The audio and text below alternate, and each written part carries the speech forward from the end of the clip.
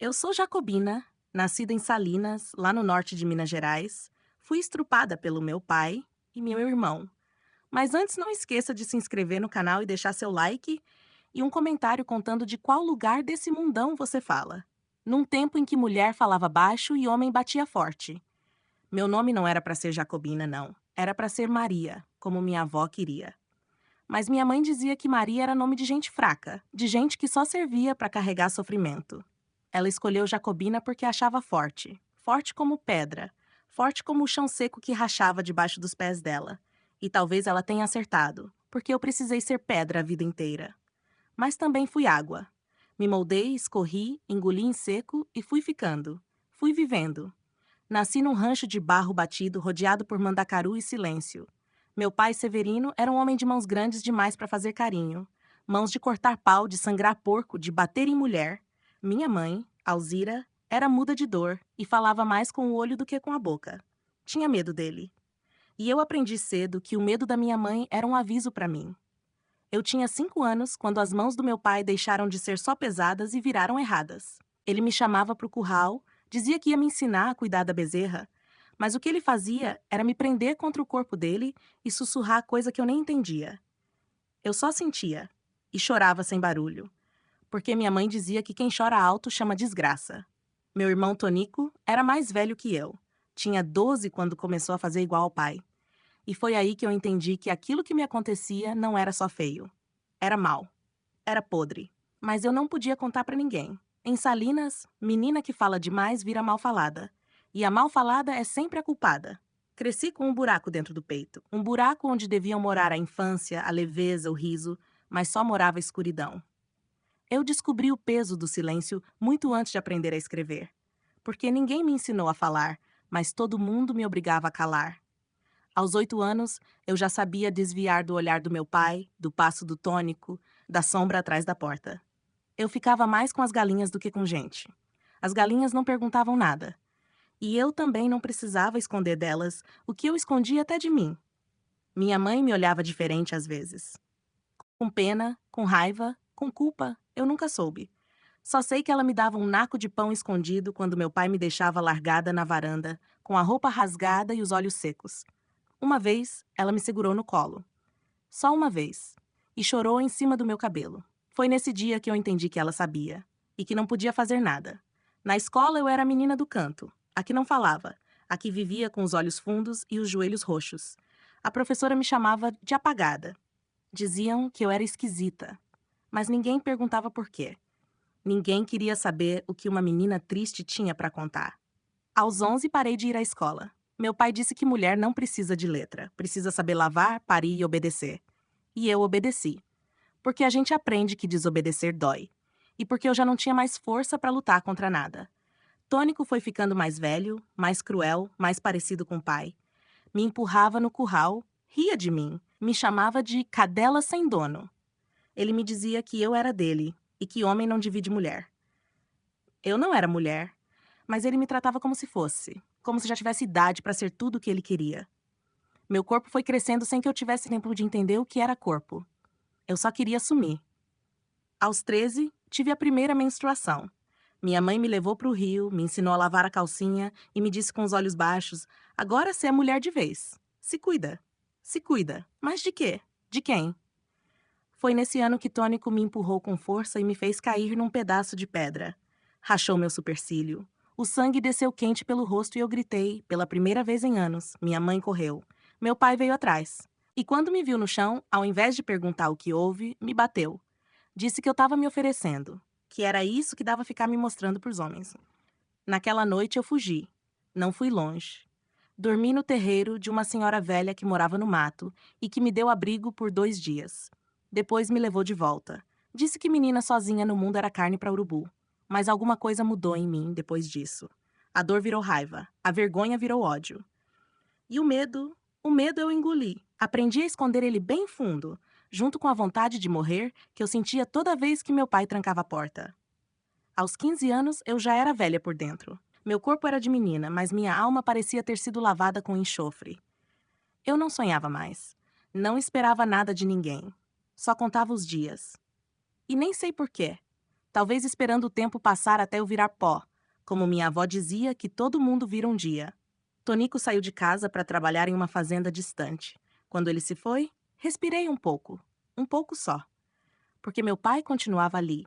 Ele tinha os olhos secos, a barba sempre por fazer, o hálito de cachaça e uma voz grossa que me arrepiava. Eu sabia os passos dele só pelo barulho da bota no chão de barro. Sabia o tom da respiração. Sabia o cheiro dele, mesmo no escuro. Minha mãe vivia calada. Já não era mais gente, era sombra. Ela andava curvada, com as mãos sempre ocupadas em fiar ou lavar. Nunca ficava parada. Como se parasse, o passado viesse morder. Foi no ano do meu aniversário de 16 que um homem chamado Clementino apareceu lá em casa. Veio vender remédio para o meu pai. Era mais velho, tinha uns 40. Dizia que era homem de respeito. Falava muito, olhava para mim como quem mede gado na feira. Dias depois voltou com a proposta. Queria me tomar como mulher. Me ofereceram como se oferece galinha gorda. Meu pai aceitou. Disse que eu já estava na idade e que melhor ele do que outro. Clementino levou uma garrafa de pinga em troca. E eu fui junto. Fui casada sem querer casar. Fui embora de casa sem me despedir de mim. O Clementino me levou para um povoadozinho chamado Pajeú, a umas 3 léguas de Salinas. A casa dele era de madeira velha, com uma cama encostada na parede e um fogão de lenha que fumava até a alma. A mãe dele morava com a gente e me olhava com desconfiança. Ela dizia que mulher nova era leviana por natureza, que eu precisava ser direita. Clementino não me batia, mas também não me olhava. Só me usava, às vezes à noite, às vezes de manhã. Eu fechava os olhos e fingia estar em outro lugar. Um lugar onde ninguém me tocava, onde eu era só jacobina e não um corpo usado. Aos 17, perdi o primeiro filho. Foi um sangramento forte que me deixou de cama por semanas. Ninguém me levou ao médico. Deus sabe o que faz, diziam. E eu pensava, será que sabe mesmo? Depois tive outro e mais outro. Perdi 2. O terceiro sobreviveu. Um menino. Chamei de João, nome de esperança. Ele nasceu pequeno, mas gritava forte. Quando ouvi aquele choro, alguma coisa em mim se abriu. Eu abracei aquele neném com a força de quem segura o próprio coração pela primeira vez. Mas Clementino não gostou. Disse que menino chora demais, que criança é peso, que quem pariu que balance. Então eu balancei. Botei o João no colo e balancei até ele dormir, até ele crescer, até ele sorrir. E naquele sorriso eu vi um fio de vida, um fiapinho de luz naquele túnel que parecia não ter fim. Quando João completou 2 anos, eu percebi que a vida podia ser mais que só sobreviver. Ele corria pelo terreiro com o pé descalço e ria como se o mundo não fosse feio. Como se ninguém nunca tivesse encostado nele com maldade. Aquilo me dava força. Me fazia querer ficar viva só para ver até onde aquele menino ia. Clementino continuava sendo um homem de poucas palavras e muito peso. Ele não gritava, mas cada gesto dele era uma cobrança muda. Esperava que eu acordasse antes do sol, que eu lavasse roupa mesmo com febre, que eu servisse o prato dele como se fosse o último pedaço de dignidade da casa. E à noite, ele me tomava como se eu fosse obrigação, não escolha. A mãe dele adoeceu. Tuberculose, diziam. Tossia sangue e dormia com pano quente no peito. Eu cuidei dela com a mesma dedicação que cuidava do João, porque aprendi que mulher cuida mesmo quando ninguém cuida dela. No meio desse turbilhão, conheci Dona Nininha. Era uma rezadeira do povoado, dessas mulheres sabidas, de olhar fundo e voz baixa. Um dia me viu no poço e perguntou por que eu vivia com a alma para dentro.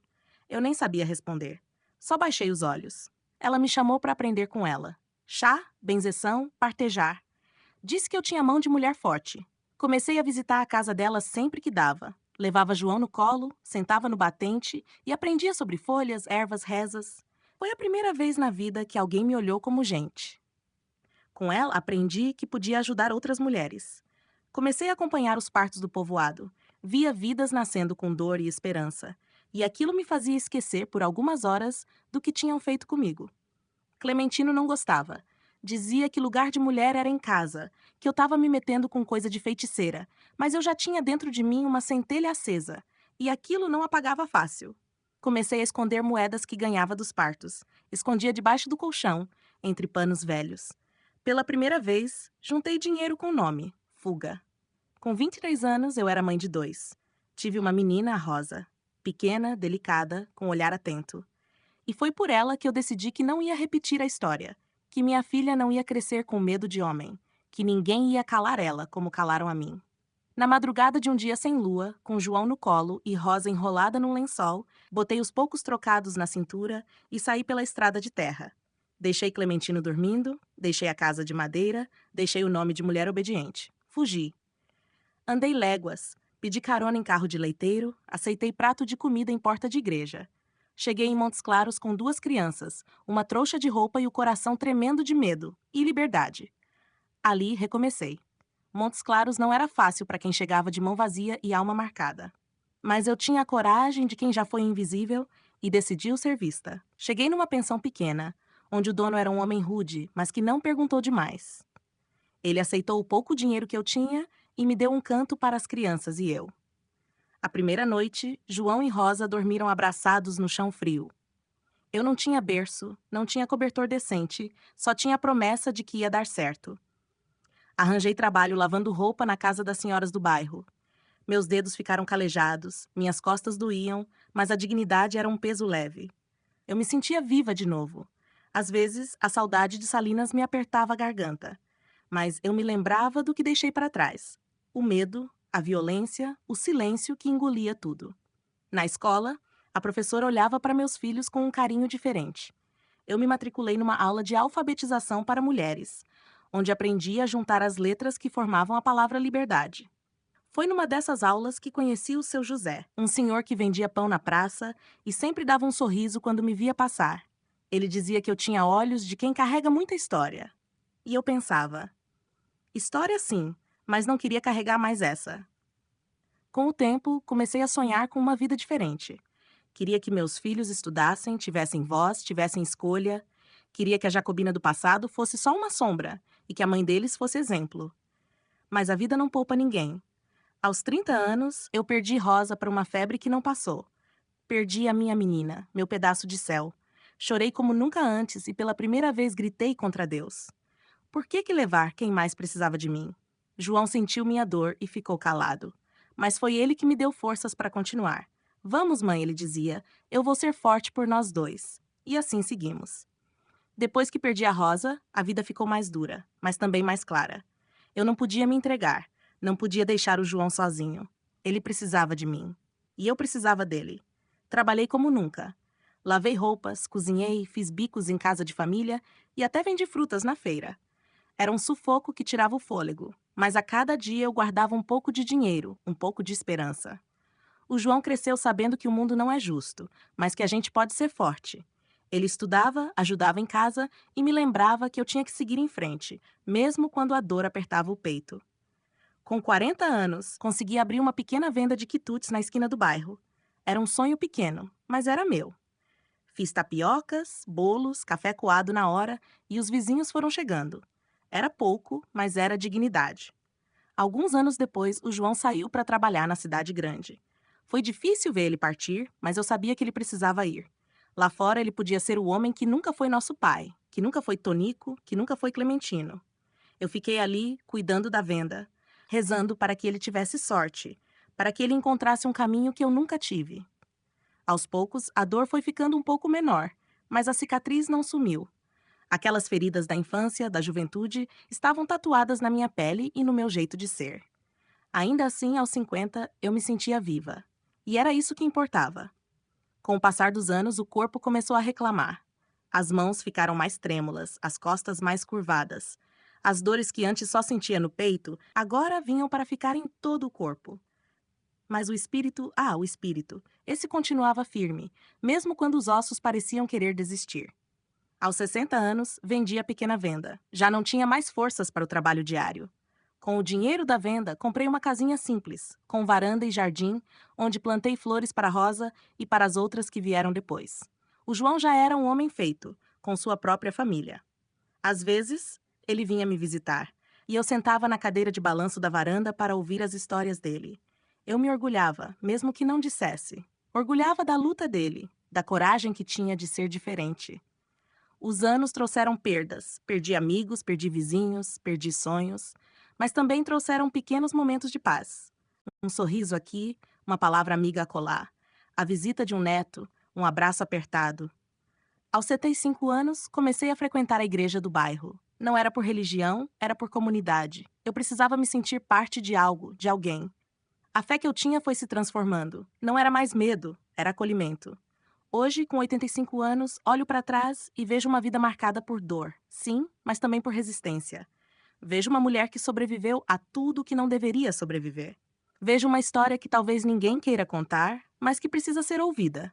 E eu conto, para que ninguém se sinta só.